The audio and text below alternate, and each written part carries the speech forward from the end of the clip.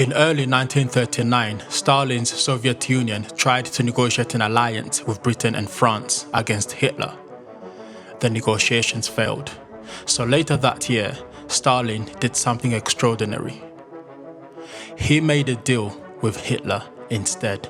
In August 1939, Nazi Germany and the Soviet Union signed the Molotov-Ribbentrop Pact, publicly declaring not to attack each other. Then Germany invaded Poland. 2 weeks later, the Soviet Union also invaded Poland from the other side. Britain and France then declared war on Germany, and what happened next made Hitler look almost unstoppable. Denmark fell, Norway fell, Belgium fell, the Netherlands fell, and then incredibly France. One of Europe's great military powers was defeated in just 6 weeks. Britain was pushed back toward Dunkirk and then evacuated across the English Channel. And then Hitler made one of the most consequential decisions of the entire war.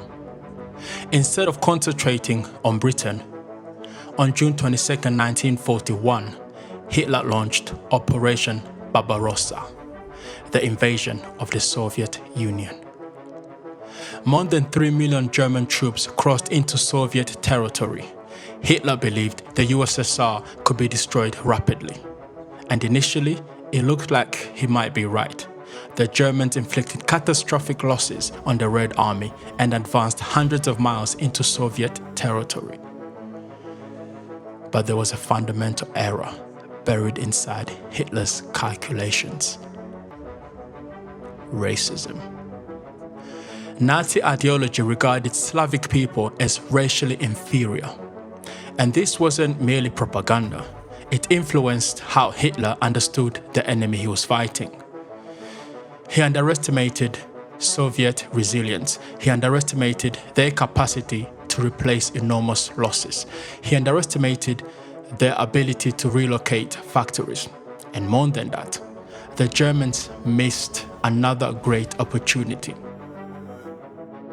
When German soldiers entered territories where some people deeply resented Stalin's regime, Nazi Germany had the opportunity to present itself as their liberators.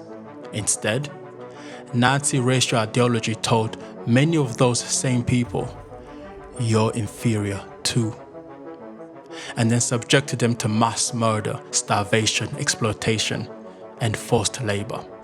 Potential allies became enemies. Because of this, the Soviet Union did not collapse.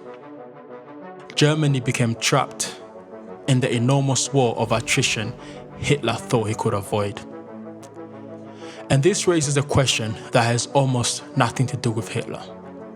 What happens when intelligence operates from a false premise? Because Nazi Germany wasn't incapable of sophisticated reasoning. It possessed highly capable scientists, engineers, commanders, and strategists. But intelligence doesn't seem to protect one from ideology. You can construct an internally coherent strategy, calculate every variable, optimize every move, and still reach a catastrophic conclusion if one of your fundamental assumptions about reality is wrong. By factoring in something as illogical as racism, the entire logical thinking collapsed.